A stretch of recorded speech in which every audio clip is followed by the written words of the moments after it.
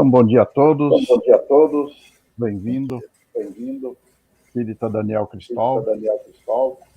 E hoje, com alegria, estamos recebendo Evaldo, que vai nos falar sobre o Evangelho do Espiritismo, capítulo 3, item 13 a 15, Mundo de Provas e Expiações. Então, vamos começar com a mensagem. Repara onde moras. Mensagem de Emmanuel. A terra é precioso domicílio da lei do Senhor, onde edifica o plano que passa a viver. O usuário sofre da furna da miséria. O delinquente suporta o deslombro remorso. O insensato grita no inferno da loucura. O preguiçoso chora no sótão da necessidade. O intolerante reside no sepultário da aversão. O egoísta detém-se no cárcere das trevas. O rico displicente carrega a cruz da responsabilidade. O pobre inconformado respira no purgatório da angústia. O simples de coração cresce no templo da paz. O semeador do progresso vive de sol e prosperidade.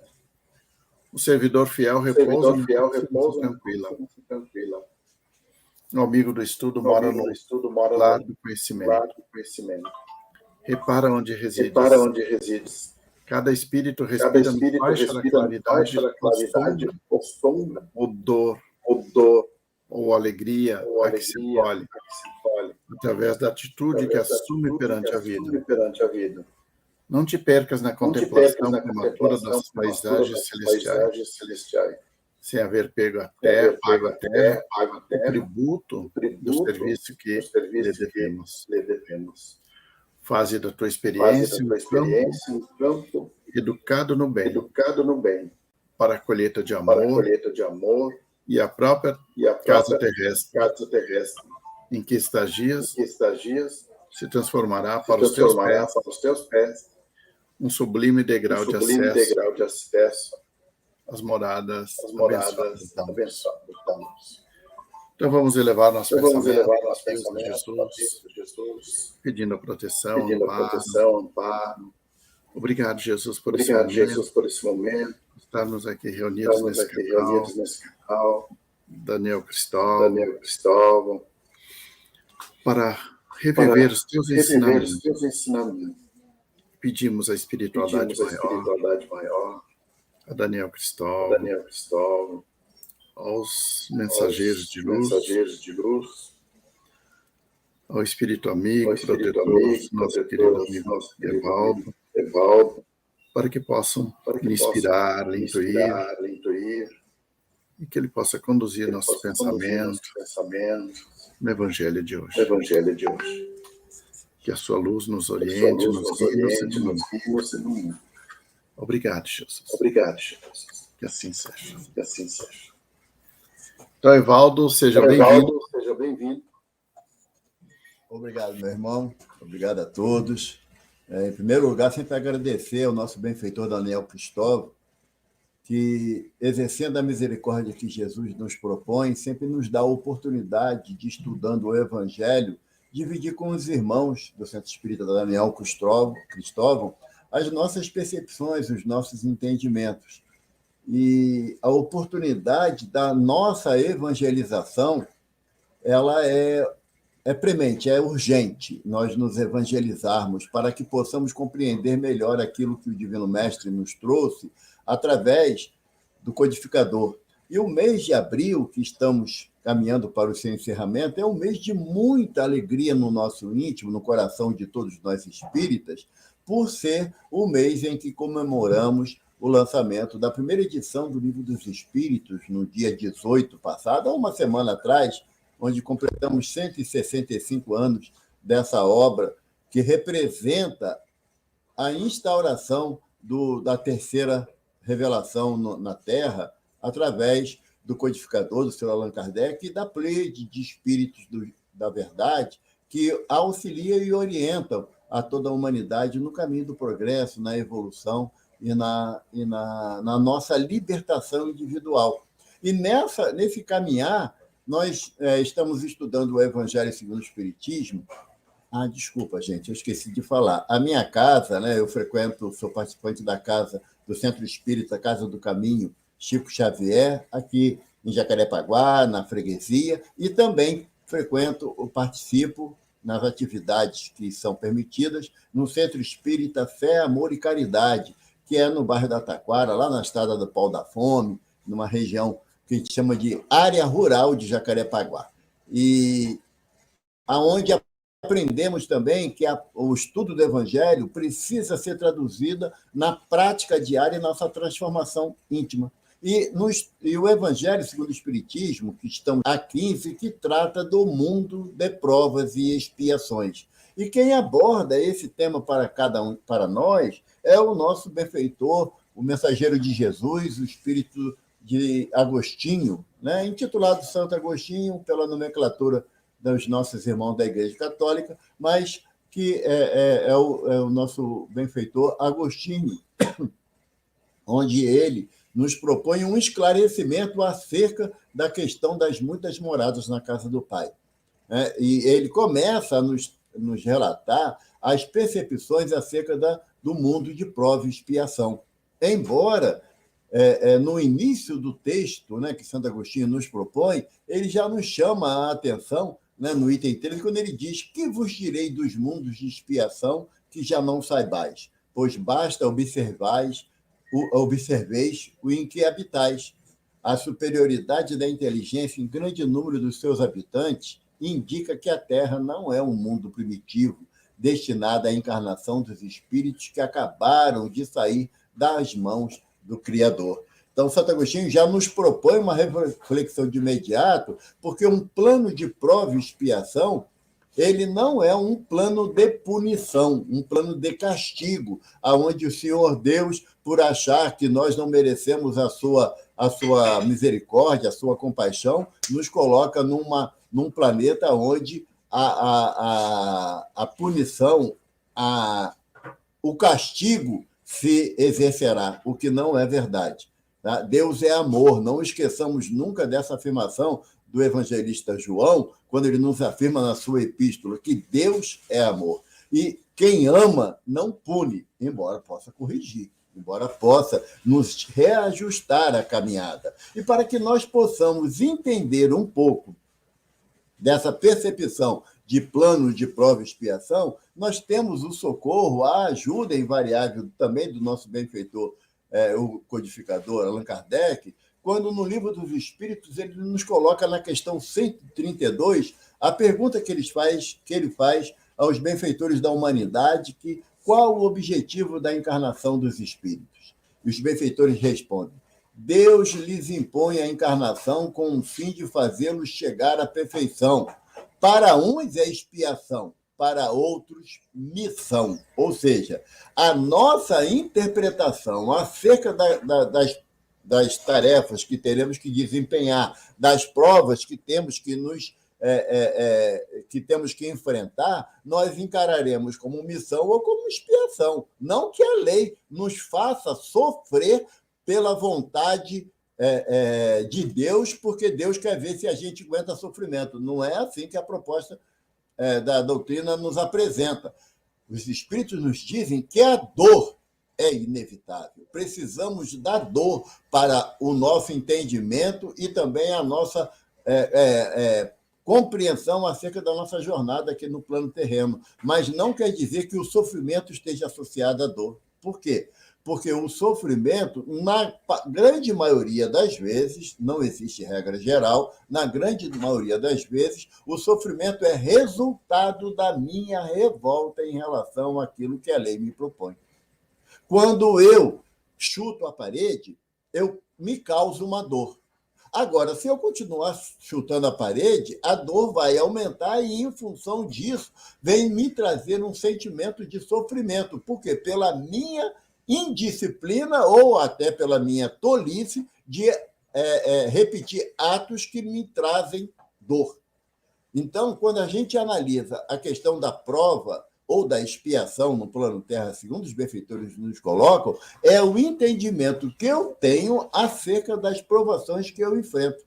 Porque os benfeitores falam na 132 que para uns é expiação, para outros é missão, depende da forma como entendemos.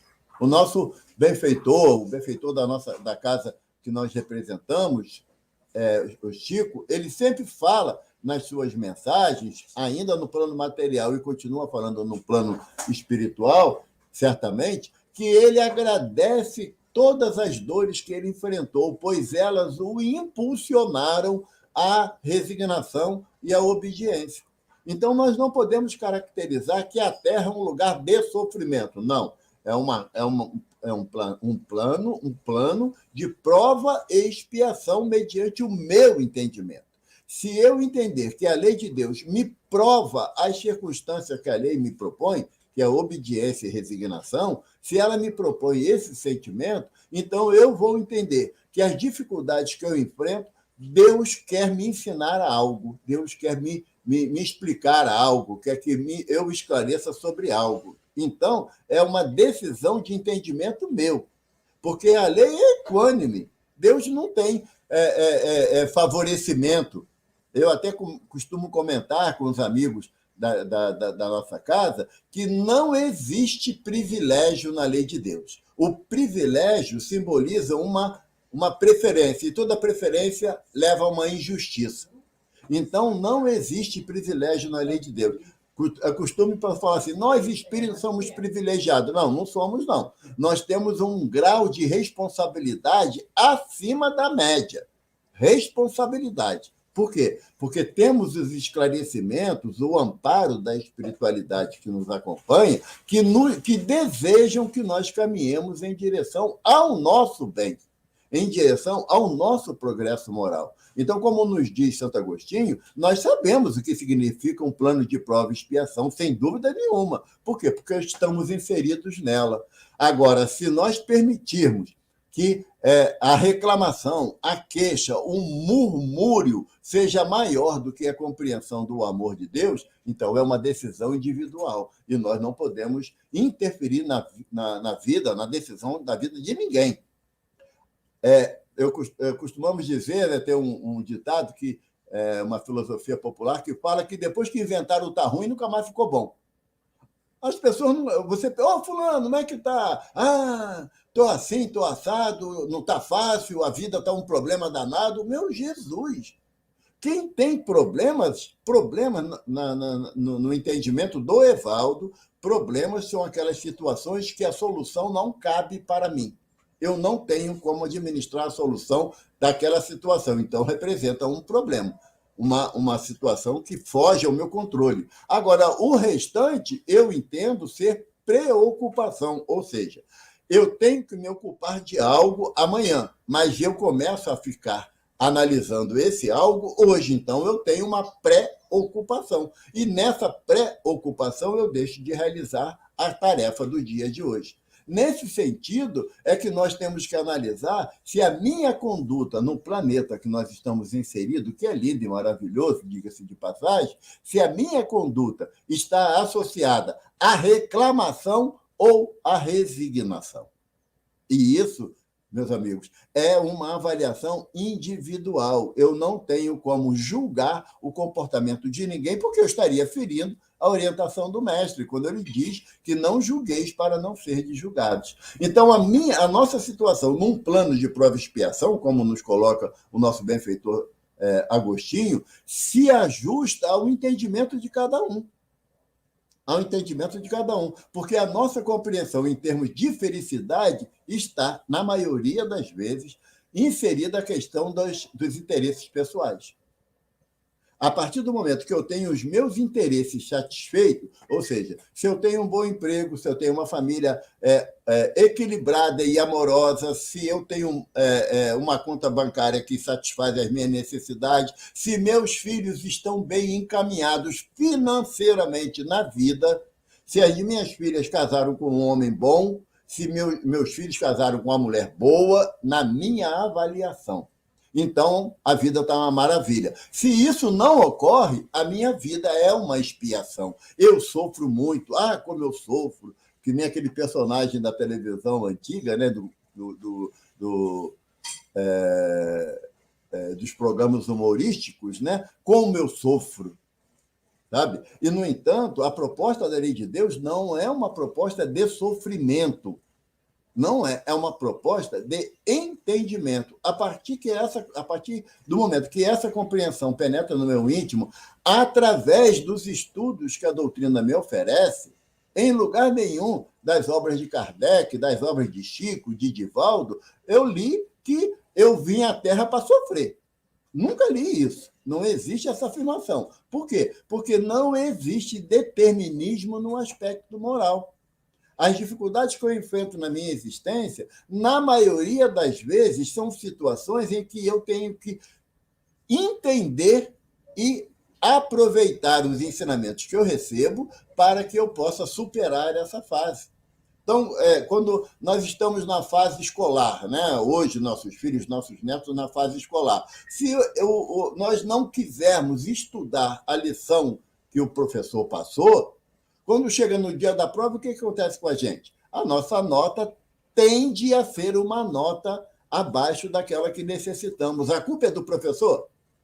Ou a culpa é da matéria, que é muito difícil? Ou eu que não prestei atenção direito nas aulas? E escola, uma vez eu escutei isso, achei sensacional. Escola não é um lugar de estudar. A escola, você aprende a lição, estuda em casa. Nós, espíritos, né, trazendo isso para a nossa vivência de espíritos encarnados, na casa espírita nós recebemos a lição do Evangelho. Agora, o estudo ou a aplicação desse Evangelho, ela se faz na minha casa, em primeiro lugar, depois na minha vida social, na minha vida profissional e na vida também da instituição religiosa em que eu esteja matriculado, associado. Dessa forma, é compreensível quando nós colocamos que as lições não foram bem aprendidas. Quem é o mestre de todos nós? Senhor Jesus. Ele, o que ele fez? Ele veio nos trazer a lição da Boa Nova, através do exemplo. Aí complicou a vida da gente, porque Jesus exemplificou cada item do Evangelho que ele nos trouxe, da Boa Nova que ele nos trouxe, ele exemplificou. E o que Jesus espera? Que nós apliquemos os seus ensinamentos na nossa vida diária. Uma vez que eu não faço isso, eu transformo o meu entendimento de uma prova que eu tenho que enfrentar para uma expiação. Voltando ao exemplo da escola, o que é o processo expiatório? A recuperação. O aluno que não se dedicou em aplicar e em estudar a matéria ao longo do ano, ele passa por um período de recuperação para que ele possa, aí sim, vencer os degraus adiante. E o que seria a expiação para a gente? A dor. O que seria a recuperação? A dor. Mas quando a dor vem associada da revolta, a gente não passa de ano. Aí o que acontece? Temos que repetir a lição no ano vindouro para ver se absorvemos. Qualquer relação com o processo reencarnatório não é mera coincidência. Todas as vezes que eu enfrento uma prova simbolizada pela lição que eu recebi e eu me rebelo quanto à prova, eu entro no processo de expiação, que é a dor. Mediante esse processo de expiação, eu tenho uma nova oportunidade, que é a recuperação escolar. Ou eu me torno resignado diante daquela dor, ou eu novamente me revolto. E aí eu sou reprovado na prova, na matéria em que eu estou aplicando. Não tem como eu dissociar essa visão em relação à proposta que a espiritualidade nos traz em relação a plano de prova e expiação. Porque é comum ouvirmos no movimento espírita, né, as determinadas expressões que simbolizariam uma punição de Deus. Deus está me punindo. Que mal eu fiz a Deus? Quem assim se coloca com essas expressões é porque ainda não compreenderam a mensagem do Evangelho de Jesus. Jesus coloca de forma categórica para todos nós que Jesus não quer o sacrifício, ele quer misericórdia. E todas as vezes que eu exijo de mim, o sacrifício para alguma atitude, não estou seguindo as orientações de Jesus, porque eu não posso exigir acima das minhas forças, acima da minha capacidade. Então, é um caminhar gradativo. Para isso, estamos num plano de prova e expiação, para irmos aprendendo a enfrentar as provas, as dificuldades que a vida nos apresenta, porque, como diz na 132, os benfeitores falam assim: visa ainda outro fim à encarnação, o de pôr o espírito em condições de suportar a parte que lhe toca na obra da criação. A parte que lhe toca na obra da criação. Ou seja, as minhas atitudes de entendimento da lei de Deus, elas servirão de exemplos para aqueles que me acompanham. Os meus filhos, os meus irmãos, os meus amigos, os meus pais, o meu marido, a minha esposa, de acordo com a minha conduta diante do enfrentamento das vicissitudes da vida física, eu me torno um exemplo para aqueles que me acompanham. Nessa proposta de exemplo, nós lembramos de uma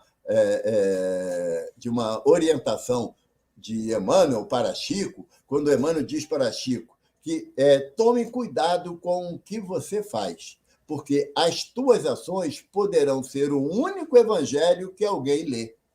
Ou seja, que se nós agirmos de acordo com aquilo que é a proposta de Jesus, as pessoas poderão ler na gente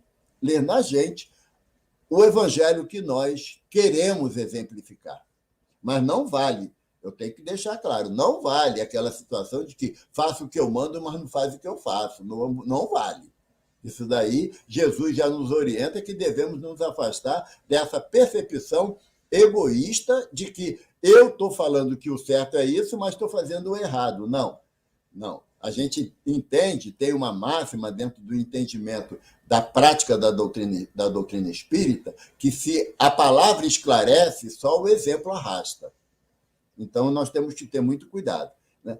Então, no item 13, o nosso benfeitor Agostinho nos dá essas orientações e muito outras, claro, né? No 14, no item 14, ele fala assim para a gente, no item 14.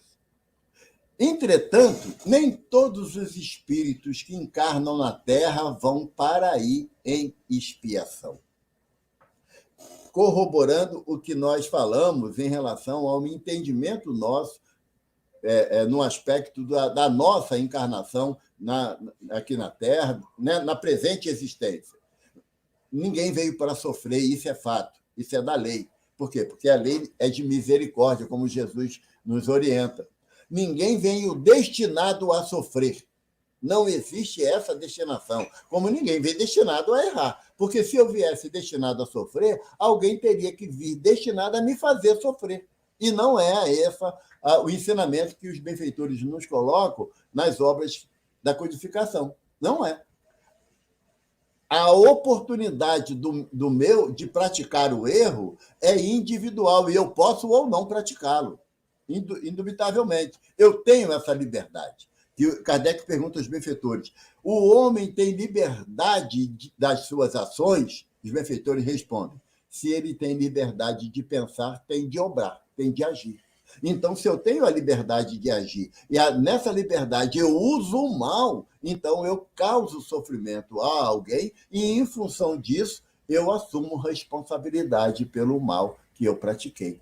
Porque uma coisa que muitas das vezes a gente não para analisar é que toda a ação gera uma consequência. Se a ação for boa, a consequência é boa. Se a ação for má, a consequência é má. Mas toda a ação gera uma consequência. E a doutrina nos esclarece que a ação não se configura apenas no ato de praticar o mal, mas também não praticar o bem já é um mal. Então, a gente tem que tomar cuidado que a nossa ação, a proposta de Jesus é que a nossa ação seja sempre na prática do bem. Nós temos a liberdade de decidir para que lado nós vamos caminhar, que lado que nós vamos compreender a ação nossa individual e a cada segundo. Não é uma ação da existência. Durante toda a minha existência eu fiz uma coisa boa e trocentas coisas de errado. Essa coisa boa não vai ficar apagada, não, mas eu terei que responder pelas trocentas coisas erradas que eu realizei, ou pelo bem que eu podia praticar e não o fiz. Porque não é o que o ensino diz, o homem ele é responsável não só pelo mal que ele pratica, mas pelo bem que ele podia e deixou de praticar, inclusive para nós próprios. A partir do momento que eu tenho a possibilidade de estudar o Evangelho de Jesus à luz da codificação kardeciana, temos o auxílio do benfeitor Emmanuel, que esmiuça o Evangelho, como a página lida, a página inicial que o Walter leu para nós, Emmanuel esmiuça o Evangelho. O que Emmanuel espera do Evaldo? Que eu, ao menos, leia, estude as suas obras, os seus entendimentos e os aplique à minha vida cotidiana. Mas não quer dizer que eu reencarnei ou encarnei aqui no planeta Terra para espiar. Eu tenho que espiar minha prova? Não, gente. Isso é uma visão muito antagônica à visão de que Deus é amor. A questão ou a consequência da expiação é mediante a minha não aceitação de enfrentar as provas que a bondade de Deus coloca no meu caminho para que eu possa testar a minha aprendizagem.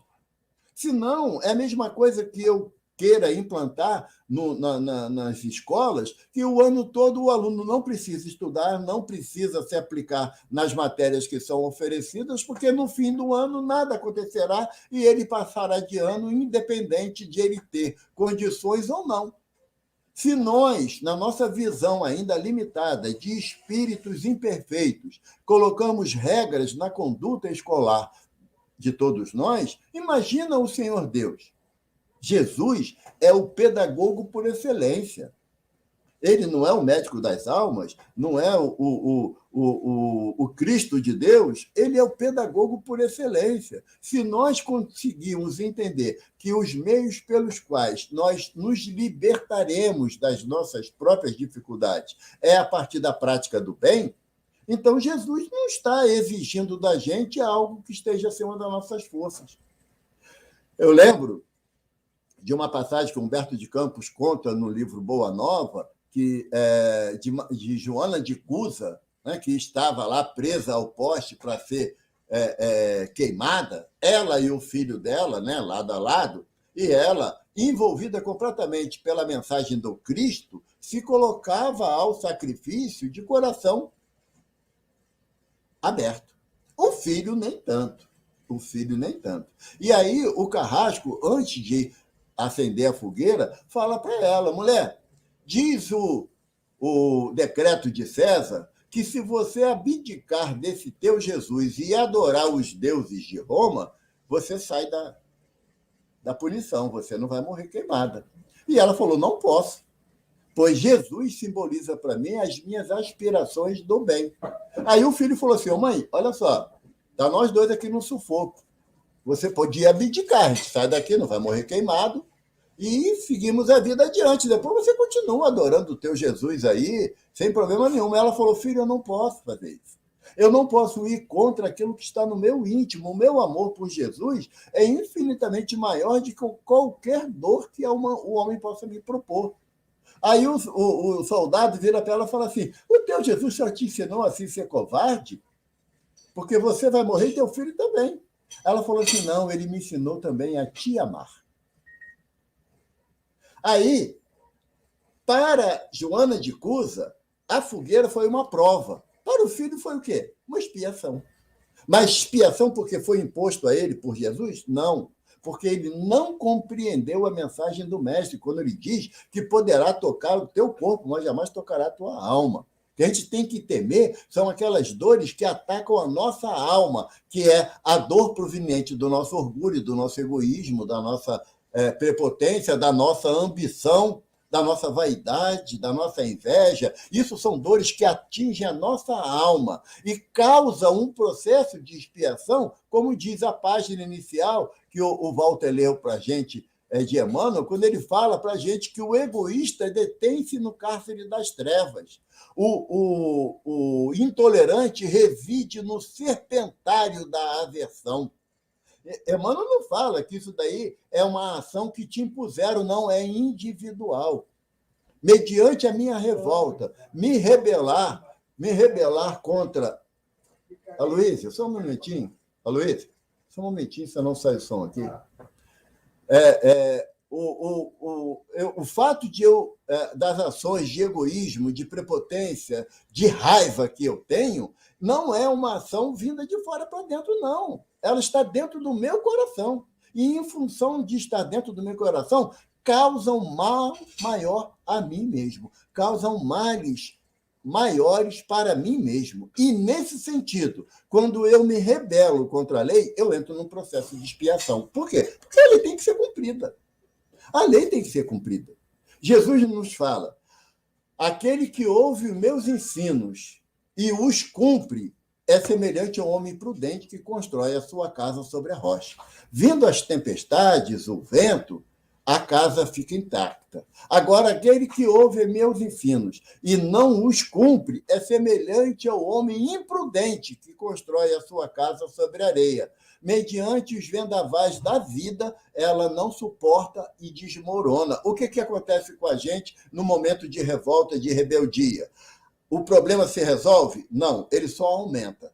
Por quê? Porque quando você entra num processo de rebeldia intencional ou rebeldia pela não aceitação da execução da lei de Deus, você só aumenta as tuas dificuldades. Isso é invariável. Isso é invariável. Então, a proposta que os espíritos nos trazem nesse tópico 14 do Evangelho segundo o Espiritismo, no capítulo 3, é que eu não reencarnei para expiar ou para sofrer as vicissitudes da lei. Não, eu reencarnei para que, compreendendo a lei de amor, eu suporte a dor que me é imposta como aprendizado para a minha caminhada. Não existe outro meio de entendimento. No item 15, o benfeitor Agostinho ele coloca para a gente: a Terra, consequentemente, oferece um dos tipos de mundos expiatórios cuja variedade é infinita, mas revelando todos, como caráter comum, o servirem de lugar para exílios, o lugar de exílio para espíritos rebeldes à lei de Deus. Espíritos rebeldes à lei de Deus. Se ler o texto direitinho, vocês vão ver lá o meu CPF e o meu RG. Tá? E se olhar com mais cuidado, ver o meu endereço também. Porque a partir do momento que eu não entendo como sendo uma oportunidade da misericórdia de Deus as provações que eu enfrento no mundo físico, num plano de prova e expiação, quando eu não entendo, eu aumento o meu sofrimento. Por quê? Porque eu não compreendo a dor como sendo algo de aprendizagem, uma proposta de aprendizagem que a espiritualidade me oferece. E continua Agostinho a falar: esses espíritos têm aí de lutar ao mesmo tempo com a perversidade dos homens e com a inclemência da natureza, duplo e árduo trabalho que simultaneamente desenvolve as qualidades do coração e as da inteligência.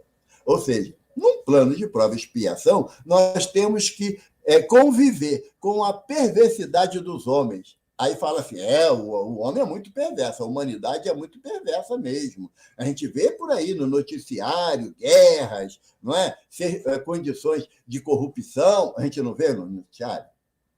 Mas só que a perversidade dos homens, ela se aplica também às minhas atitudes, porque eu vou agir sobre o outro. E eu sou um exemplo de amor, compaixão e misericórdia para todos que me cercam? Evidentemente que não.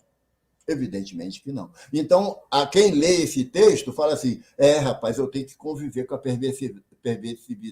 perversidade do Evaldo ainda. Eu analiso que A, B ou C são perversos comigo, porque não fazem aquilo que eu desejo, ou da forma que eu quero, no momento que eu exijo. Agora, também tem aqueles que me julgam no mesmo olhar. Por quê? Porque Jesus que fala para a gente. Não julgueis para não seres julgados. Da mesma forma que julgares, tu serás julgado. Na mesma intensidade. Então, quando os benfeitores colocam de forma sábia, né, de que teremos que conviver com a perversidade dos homens e com a inclemência da natureza. Hoje eu não vou fazer nada, eu vou ficar dentro de casa que está muito calor. Mas essa chuva não para. Mas por que tanto frio? Gente, eu não suporto, tem que ligar o ar-condicionado. Não liga que vai aumentar a luz.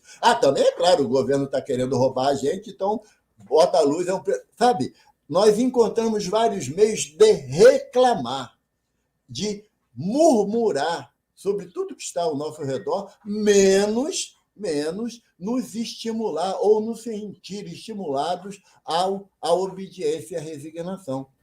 Não quer dizer que por nós nos tornarmos obediente e resignado, como Lázaro nos propõe lá no capítulo 8, né, do Evangelho segundo o Espiritismo, no tópico sobre obediência e resignação, não quer dizer que, em função de sermos obedientes e resignados à lei de Deus, a Terra deixa para o Evaldo de ser um plano de prova e expiação. Por que não? Porque eu ainda, apesar que o desejo de ser obediente e resignado, ele começa a fazer sentido para mim, eu tenho uma longa estrada para trilhar a fim de confirmar esse desejo agora nascente como regra de conduta.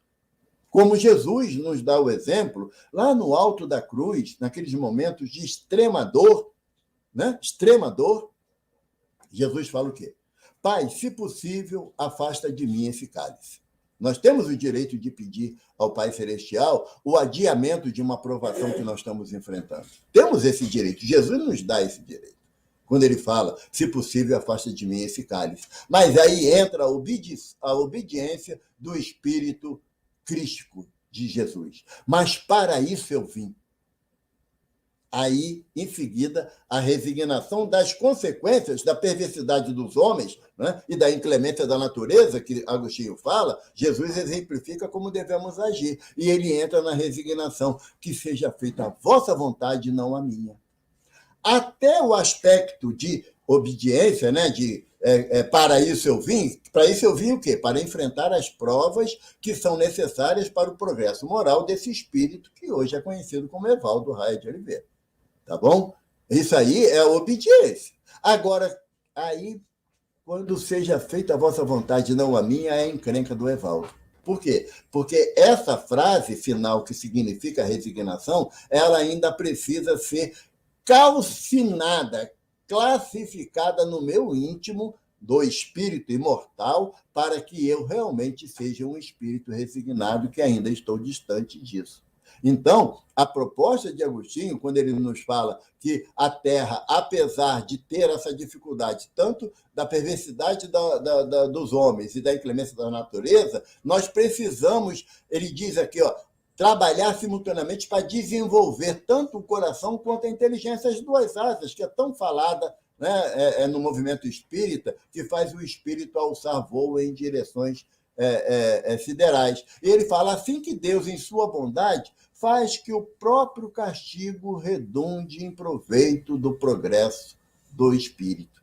O próprio castigo. Ou seja, quando voltamos lá para a escola, né? Quando eu repito de ano, o que acontece quando eu entendo que o fato de eu ter repetido o ano não é punição da escola nem do professor, é apenas a exemplificação do meu afastamento do objetivo que a escola se propôs, que é me ensinar, trazer a lição para mim. E quando eu repito de ano dentro desse entendimento, o que acontece, gente? Eu passo a absorver a lição com mais intensidade. Eu compreendo a lição que os professores me passam e nunca mais esqueço disso. A prova é qual? Qual é a prova que a gente pode ter disso? Quando nós aprendemos a ler e escrever, lá na fase de alfabetização, e que nós não esquecemos mais a técnica de escrever e de ler. Representa o quê? Que absorvemos a orientação, a lição que nos foi dada, assim também a espiritualidade superior deseja para cada um de nós. A partir do momento que eu vou me afastando da revolta, do murmúrio, da queixa, da reclamação, eu entro num processo de obediência para entender que se eu tenho que caminhar 1 quilômetro, eu for obediente e compreendendo que esse caminho é necessário para mim, eu ando com mais leveza. Mas que cada passo eu começar a reclamar, a distância aumenta. Lembra, assim, quando a gente vai fazer algum passeio com as crianças e elas ficam tão ansiosas de chegar logo ao local que perguntam, vai demorar muito? Já chegou? E a gente fala, não vai demorar não. Mas o não vai demorar para a gente, que já conhece o trajeto, é diferente para a criança, porque na visão dele, o não demorar muito é chegar. É chegar. Quando não acontece assim, passa 5 minutos, a pergunta se repete. Igual aquela fábula, né, do burrinho, do Shrek, né? Já chegou? Vai demorar muito? Está chegando? Então, assim também nos torna a caminhada diante da expiação, porque ela se torna mais longa do que a nossa percepção. Porque o que Jesus propõe para a gente é aquele que quiser me seguir, negue a si mesmo, tome a sua cruz e siga-me. Não é Jesus falando assim, vem cá que eu vou pegar a tua cruz, botar no meu ombro e carregar para tu. Não é não, gente. Não é não. Ele propõe caminhar com ele, negar a si mesmo, ou seja, afastar da gente a visão intempestiva do nosso orgulho, da nossa vaidade e encararmos os momentos que estamos enfrentando na presente existência como um ato de misericórdia da lei de Deus que nos propõe o entendimento dessa lei para que nós não causemos, além da dor que temos que enfrentar, o sofrimento pela não compreensão do amor de Deus. E à medida que nós vamos diminuindo a nossa revolta, a nossa rebeldia, nós vemos que o ponto de chegada está mais perto do que imaginávamos. Qual é o ponto de chegada? O pretenso céu, que muitas culturas querem localizar como uma área construída por Jesus, o céu, né, e aquela construída pelo inimigo, que seria o inferno, não. O ponto de chegada que Jesus nos propõe, o céu que Jesus nos propõe, é o reino da consciência tranquila. O que é a consciência tranquila? É quando você termina o seu dia, como o próprio Agostinho nos propõe, lá no Livro dos Espíritos, né? na questão 919, quando você chega no final do dia e você fala assim, hoje eu não fiz mal a ninguém. Pelo contrário, as oportunidades de bens que eu tive de praticar o bem, eu aproveitei todas. Isso é consciência tranquila. Isso é o que representa quando encaramos o plano que nós estamos habitando como um plano de prova. Caso eu não entenda a aprovação que a misericórdia de Deus propõe como entendimento, como passagem de ciclo, eu transformo essa prova em expiação. E a partir do momento que eu não trago para dentro do meu íntimo a certeza absoluta de que Deus é amor, quando eu não trago, eu acredito que Deus está me punindo, que Jesus virou o rosto para mim, que eu não mereço mais o amparo de Daniel Cristóvão, de Chico Xavier, de irmão João, lá do Cefac, eu não recebo mais ajuda. Só que nós esquecemos que a misericórdia de Deus ela é infinita. Porém, se Deus é justiça, ele também é amor e caridade. A lei de Deus não é uma lei punitiva, temos que tirar isso do nosso íntimo. É uma lei de correção, de corrigir para o caminho. Quando fala assim, fulano pecou contra Deus, impossível pecar contra Deus. É impossível, porque Deus é a excelência do amor. Quando nossos filhos pequenos, nossos sobrinhos, afilhados, são crianças e chuta a canela da gente, a gente repreende e explica que não pode fazer. Mas fica com raiva pela existência fora daquela criança porque chutou a canela da gente? Não. Como diz Jesus, se teu filho te pede um pão, você não dá uma pedra. Se pede um peixe, você não dá uma serpente. Sendo maus da forma que sois, sabeis dar coisas boas aos vossos filhos, imagina o Pai que está no céu.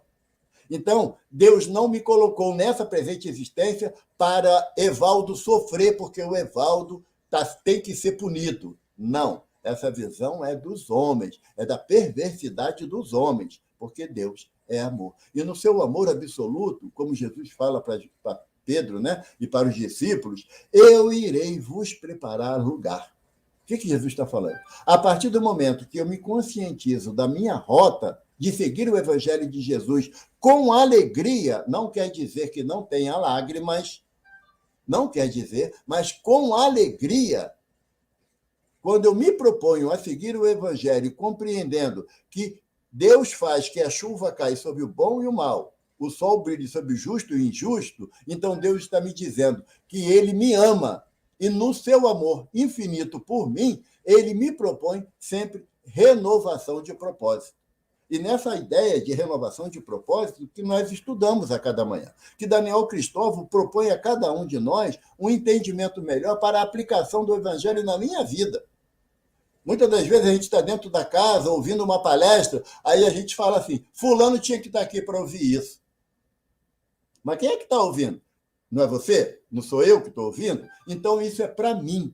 É eu que tenho que interiorizar os ensinamentos da espiritualidade através do Sr. Allan Kardec, através dos apóstolos no Evangelho, que Jesus, eles relatam os feitos do Mestre, é para que eu aplique isso na minha existência e compreenda que a vida no planeta Terra é uma bênção de Deus e não um vale de lágrimas, como muitas das vezes nós nos colocamos como sendo Deus de desejo de punição ardente, porque eu sou um filho rebelde, sou filho rebelde, mas mesmo na minha rebeldia, Deus me ama de forma intensa. Muito obrigado a todos pelo carinho, pela atenção. E eu queria deixar aqui gravado que eu tenho um canal no YouTube. Eu não gosto muito de falar isso, não, mas às vezes eu tenho que falar. Eu tenho um canal no YouTube, que é o meu nome, Evaldo Raia de Oliveira, e aqueles que quiserem ajudar na divulgação da doutrina, ele não tem outro aspecto senão a divulgação da doutrina espírita. E quiser se inscrever no canal, dar um likezinho, como a Raquel também pede que a gente dê um like aqui e se inscreva no canal do Centro Espírita Daniel Cristóvão, porque uma das formas, como diz Emmanuel, de nós praticarmos a caridade com a doutrina espírita é a sua divulgação. E os meios pelos quais hoje temos de divulgá-lo é através dos canais das mídias sociais. Muito obrigado a todos, que Jesus nos abençoe. Então, Evaldo, agradecemos. Eu que agradeço. Muitos esclarecimentos, conhecimento, nossa postura diante da vida, com essa doutrina que orienta. Então, vamos fazer a leitura do livro Negócios, né, do livro Caminho, Verdade e Vida, a lição 27, que fala sobre negócios. E nos diz assim, mano. E lhes disse, por que me procurais? Não sabeis que me convém tratar dos negócios de meu Pai? O homem no mundo está sempre preocupado pelos negócios referentes aos seus efêmeros interesses. Alguns passam a existência inteira observando a cotação das bolsas, absorvem-se, outros no estudo dos mercados. Os países têm negócios internos e externos. Nos serviços que lhe dizem respeito, utilizam-se maravilhosas atividades de inteligência.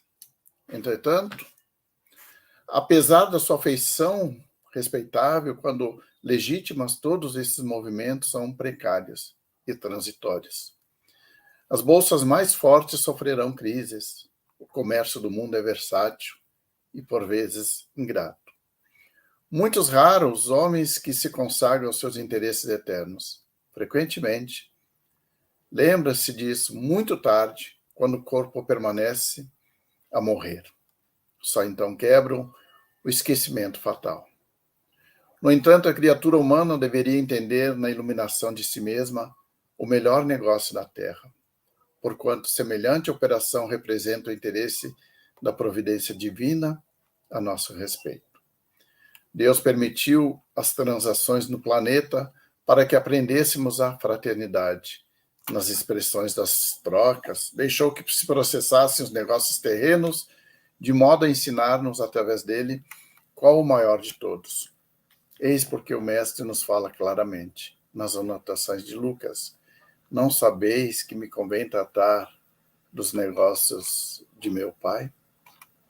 Então, essa mensagem, como nos falou Evaldo ali, a nossa colocação, nossa postura, nossa vivência no planeta, né? Qual o objetivo de nós estarmos aqui encarnados, né? Buscando o nosso crescimento. E o Evaldo trouxe uma mensagem muito, né, que nos marca muito ali, que nos fala: nós não viemos aqui para sofrer, né? Não, Deus nos deu a oportunidade de nós virmos aqui para buscar o nosso crescimento espiritual, né? E o que nós estamos fazendo com as oportunidades que nos são dadas todos os dias, né? O que nós estamos gastando mais energia, o que nós estamos buscando mais no nosso dia a dia, né? São as coisas materiais ou as coisas espirituais, né? Não é o que nos prejudica, não é possuir as coisas, mas é ser possuído pelas coisas, né? É o excesso que nós buscamos naquilo que pode nos trazer, em vez de conforto, prejuízo. Porque o que acabamos levando para um plano espiritual, para a verdadeira pátria espiritual, né, são as nossas virtudes, as nossas conquistas, as nossas vitórias nos termos morais aqui da Terra, né? Porque as coisas materiais ficam, né?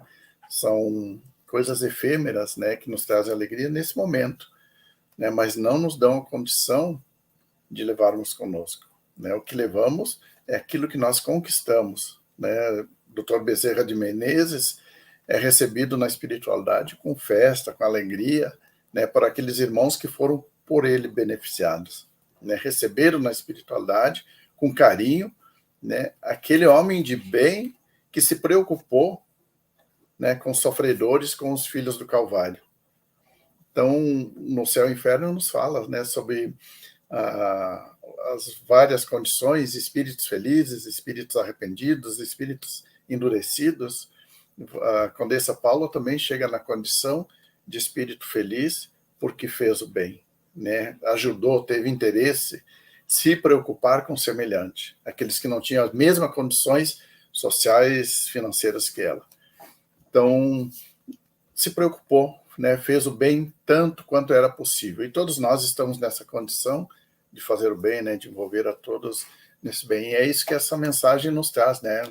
Alguns passam a existência inteira observando a cotação das bolsas, né? Que desilusão, né? Quantas no Céu e Inferno mesmo nos diz, né? Daquele materialista, nos dando nos chamando a atenção: não faço como eu fiz. Eu me preocupei muito com as coisas materiais, agora chego na espiritualidade, né? O que trago? As mãos vazias. A minha mala está vazia, não trouxe nada. Me preocupei somente com o meu eu inteiro, né? E hoje aprendi que deve ser. Então, nos traz essa grande reflexão para que a gente também tenha muito cuidado nisso que estamos buscando. Então, com alegria, né, que nós ouvimos essa mensagem do Evaldo, que nos trouxe muitas reflexões, né? Quem não puder, escute mais tarde, né? Faça as suas reflexões, né, nesses ensinamentos de Joana de Cusa, né, da fidelidade a Jesus, para que nós também possamos nos apoiar nesses exemplos, né, nesses mártires que, né, vivenciaram realmente o Evangelho, né? Como o Evaldo disse também, né, nós, às vezes, o único Evangelho que a pessoa vai conhecer é aquele que nós estamos demonstrando o nosso exemplo. Então, nós agradecemos muito ao Evaldo por suas palavras, seus ensinamentos, esclarecimentos na manhã de hoje. E preparando-nos, né, para o passe, agradecendo a Deus a oportunidade. Então, convido a todos para que, nesse momento, possamos elevar nosso pensamento a Deus, a Jesus, agradecendo por esse momento tão importante, por essas reflexões, Pai, de começarmos a semana com essas palavras que nos motivam, né, nos dão um rumo, um roteiro de como proceder no nosso dia a dia, na nossa vida, na nossa vivência diária. Que os anjos amigos, os benfeitores da vida maior estejam ao nosso lado, nos envolvendo com suas vibrações de amor e de paz, dando-nos a força, a coragem, a persistência para que possamos prosseguir nesse caminho do bem, nesse caminho do amor. Agradecendo a Daniel Cristóvão, né, a direção, seus trabalhadores, e a esse espírito amigo Daniel Cristóvão, por estar nesse momento nos envolvendo com essas vibrações de amor e de paz, nos dando a força, a energia, para que possamos continuar a nossa caminhada, né, sem esmorecer. Que a sua luz, Jesus, esteja sempre presente em nossas vidas, em nossos corações. Que assim seja. Então, que Deus abençoe, agradecendo, Evaldo, nossa gratidão, e a todos que se fizeram